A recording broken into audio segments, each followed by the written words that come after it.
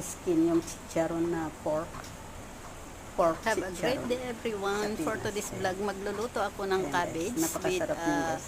Tapos naglagay chicharong din ako dyan baboy. ng So ito guys, napakasarap scallop nito guys. sauce. Try nyo So, try itong nyo itong ganitong luto ng cabbage. Napakasarap. So ayan na guys, pwede na yan i-serve. Ready to serve na yan. Maglagay na tayo sa isang plateto. Ayan.